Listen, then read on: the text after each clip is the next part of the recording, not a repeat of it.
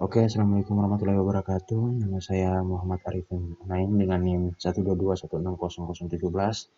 Uh, kelas B dalam perkuliahan sistem mata pasok. Di take home tugas besar UAS ini, saya mendapatkan topik 3 yaitu pengolahan persediaan pada supply chain.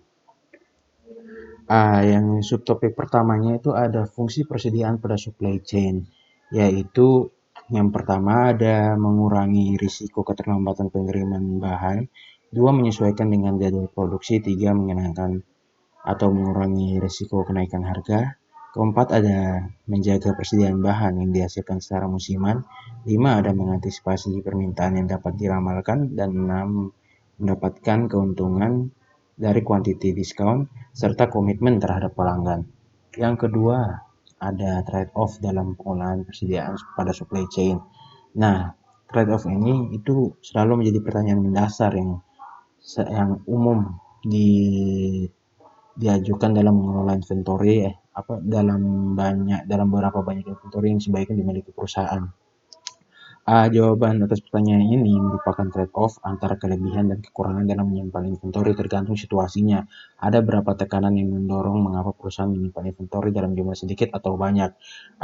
Inventory merupakan salah satu jenis aset. Jenis aset lancar menyimpan inventory memerlukan pendanaan modal kerja, pembelian inventory dalam jumlah dan harga tertentu.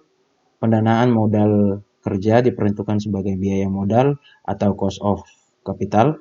Umumnya cost of capital ini dihitung dengan menggunakan weighted average cost of capital atau singkatannya WACC. Rata-rata biaya modal atas komposisi modal ekuitas dan pinjaman.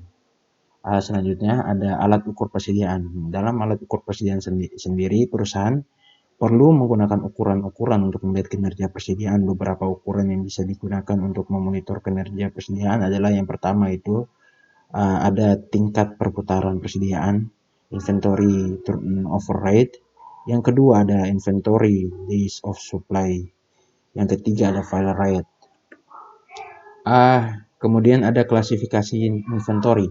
Nah, pembedaan inventory bisa dilihat dari perspektif kebutuhan permintaan pasar. Inventory tergantung dengan kondisi permintaan pasar merupakan inventory kategori independent demand item, yaitu keputusan penentuan stok inventory dipengaruhi oleh permintaan pasar. Perusahaan tidak dapat mengendalikan berapa stok inventory di kategori ini. Contoh inventory kategori independent demand items ini adalah yang pertama yaitu inventory di pedagang besar dan retail, yang kedua ada inventory di service support, yang ketiga ada inventory di product and replacement distribution, yang terakhir ada inventory di maintenance, repair and operating atau biasa disebut dengan MRO. Nah, kemudian ada beberapa hambatan tersendiri yang sering terjadi dalam manajemen persediaan. Yang pertama itu tidak ada materi kinerja yang jelas. Ini dimaksudkan karena kinerja supply chain yang banyak terkait dengan persediaan, misalnya tingkat perputaran persediaan, rata-rata lama permintaan, atau kebutuhan bisa dipenuhi oleh persediaan, banyaknya persediaan yang kadaluarsa dan sebagainya.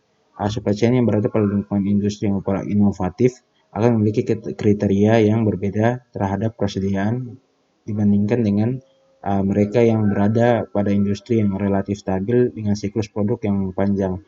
Ukuran kinerja persediaan selalu harus dihubungkan dengan kemampuan supply chain untuk memenuhi kebutuhan pelanggan.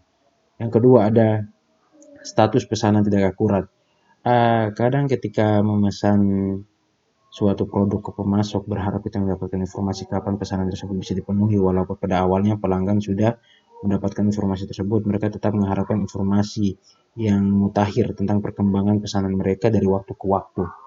Yang selanjutnya ada sistem informasi kurang handal,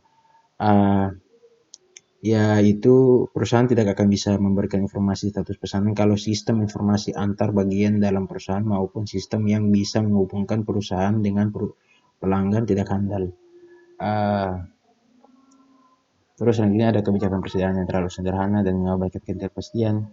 Selanjutnya ada biaya-biaya persediaan yang tidak ditaksir dengan benar. Dan yang terakhir adalah keputusan supply chain yang tidak terintegrasi. Sekian presentasi dari saya. Assalamualaikum warahmatullahi wabarakatuh.